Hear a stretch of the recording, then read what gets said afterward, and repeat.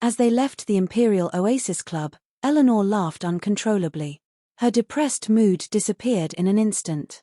She initially brought Dustin over to provoke Ezra, which worked surprisingly well. Not only did he get back at that jerk, but Dustin even taught his unsavory companions a lesson. It was very satisfying. After all, they brought it upon themselves. If they didn't have the intention to do any harm, I wouldn't have beaten them up. Dustin smiled calmly. What do we call it? Cutting off your nose to spite your face. Eleanor started laughing again. She clearly knew that Sheehan wanted to play a trick on Dustin. It was too bad that he wasn't very skilled and lost control. Instead of pranking Dustin successfully, his plan backfired. This was just cosmic justice. They are all bad people. You should distance yourself from them if you can. Dustin advised her. There must be someone more capable behind a trust fund baby like Sheehan, which enabled him to learn and practice occult spells. A gullible person like Eleanor would easily fall prey to their tricks. Don't worry, I have them wrapped around my fingers. Eleanor raised her chin proudly and laughed. Dustin, I realized that you could be my lucky star. You saved me once, and now you're helping me. Lady Luck is always by my side when I'm with you.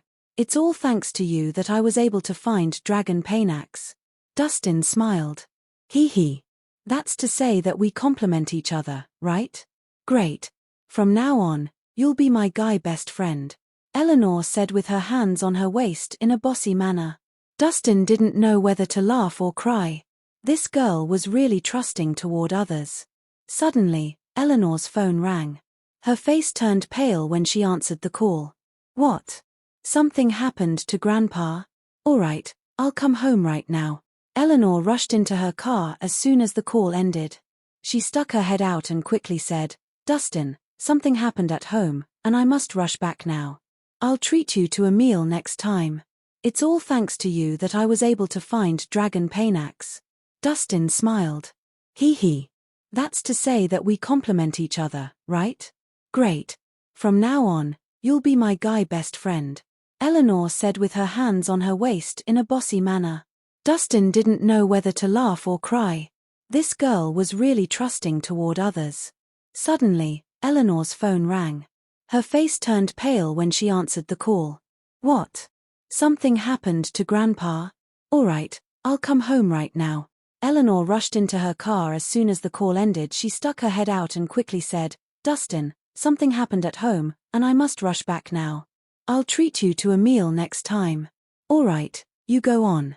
Dustin nodded and waved goodbye as he watched her leave. At this time, Dustin's eyelid twitched. He immediately noticed that something wasn't right. He turned his head abruptly to the side, and his away. Gaze fell on a car some distance. That car was parked on the side, and its windows were unusually dark. He couldn't see who was inside that car, but he knew that he was being watched.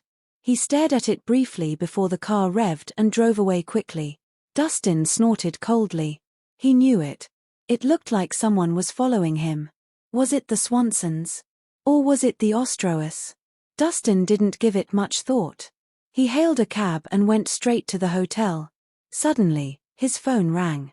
Dustin was surprised to see a number from the southern province. It was Maximus calling. Hey, Dustin, good news. I just arrived in Oakvale.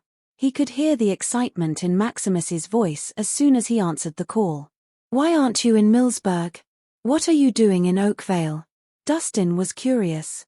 Before he left, he had made Maximus the leader of the Flame Dragon Guild. It was quite a prestigious position in Millsburg.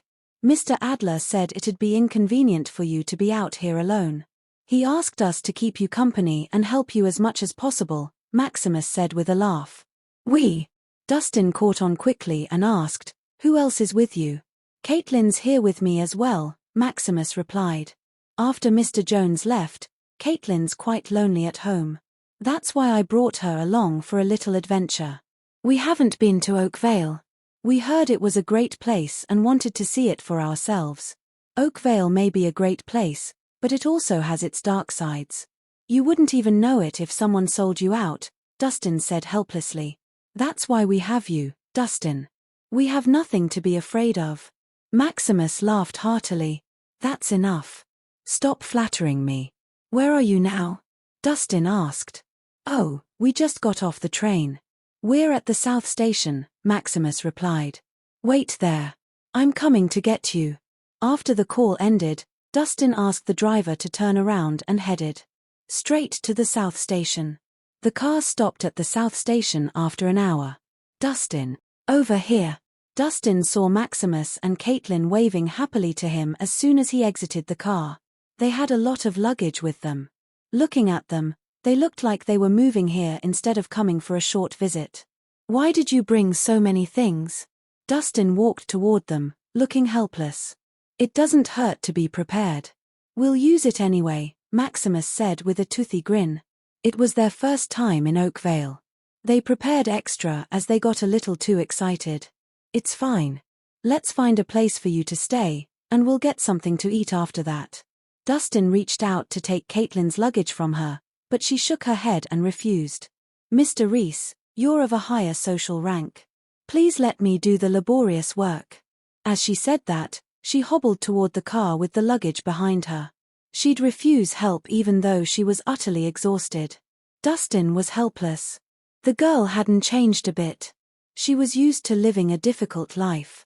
She'd feel uncomfortable if she had nothing to do. With both of them in tow, Dustin headed back to the hotel. It was a 5-star hotel in Oakvale, which wasn't too luxurious. Nevertheless, it was expensive. Caitlin looked around in awe as they walked into the hotel. She immediately lowered her head self-consciously and hid her face with a bag when a stranger looked at her. Mr. Reese, how much does staying here for one night cost? Caitlin asked Dustin timidly when he was going through the check-in procedures. We're in the city's prime location. A basic room will cost around $2,000 for a night's stay, Dustin replied casually. What? That's very expensive. Caitlin was stunned and froze on the spot. She had never made $2,000, even after toiling for a month. She had always been frugal and thus found it hard to accept spending so much money just to stay for one night. Caitlin, don't feel bad. Money is the last thing on Dustin's mind. You just make yourself comfortable. Maximus smiled. No, it's too expensive. Caitlin shook her head immediately. Mr. Reese, this place is not for me. I'm not staying here. I'll find a cheaper alternative in the city. As she said that, she quickly ran out of the hotel with all her luggage.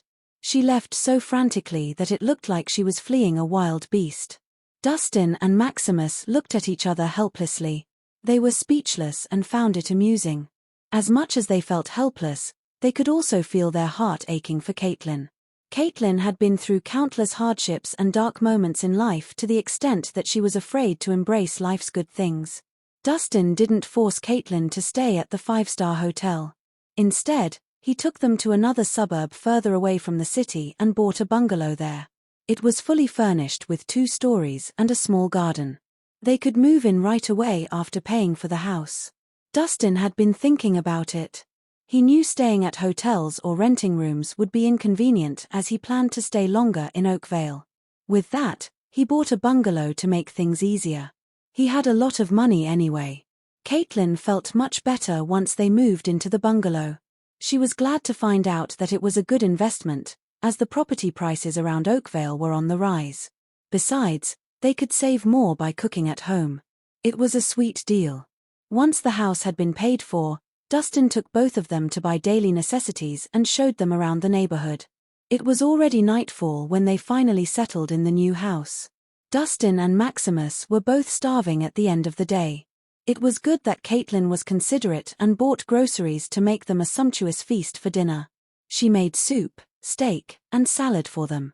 It was a well-balanced and appetizing meal. They had to admit that Caitlin was a good cook.